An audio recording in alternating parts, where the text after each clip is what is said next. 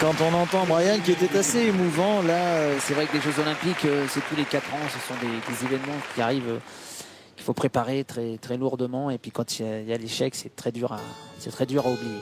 Alors voici un garçon qui n'a pas du tout connu l'échec au jeu puisqu'il les a remportés en 98. Nous le retrouvons avec beaucoup de plaisir pour la Russie, Ilya Kulik.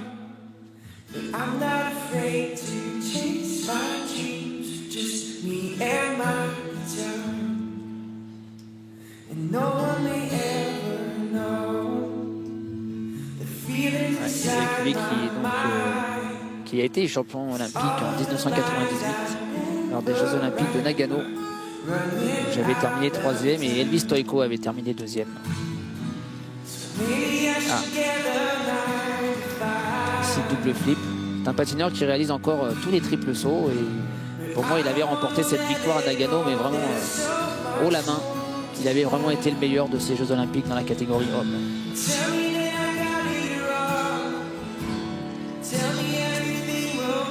Voilà, malheureusement, le triple loot n'est pas passé.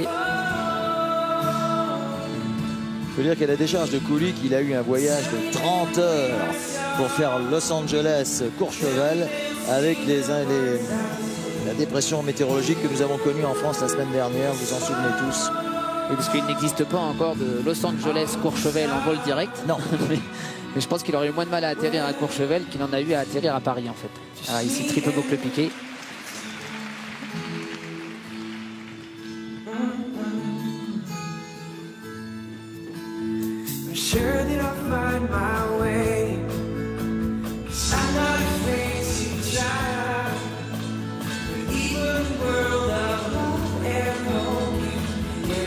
Avec qui nous irons peut-être échanger quelques pistes de ski ensemble demain sur Méribel, Courchevel et les Trois-Vallées.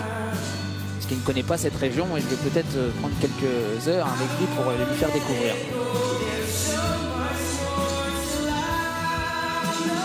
Ça c'est super. Ouais. Ah là là. C'est un peu comme la fente Ina Bauer. Pas la fente Ina Bauer, c'était un patineur allemand. Romain Pansard, non? Qui l'avait fait aussi tout à l'heure. Non, mais je le retrouve plus. Celle-ci, bah voilà, c'est celle-ci dont vous parlez, non? Wagenhofer, voilà, la roue Wagenhofer. Ça date déjà il y a un petit moment.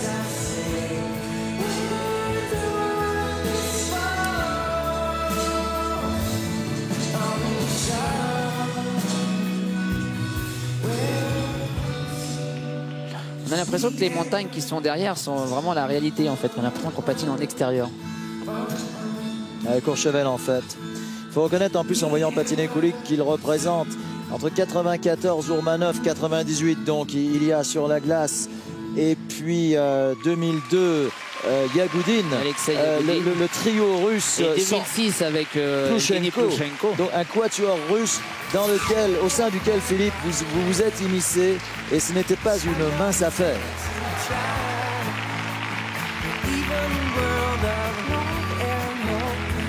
Never see that cry.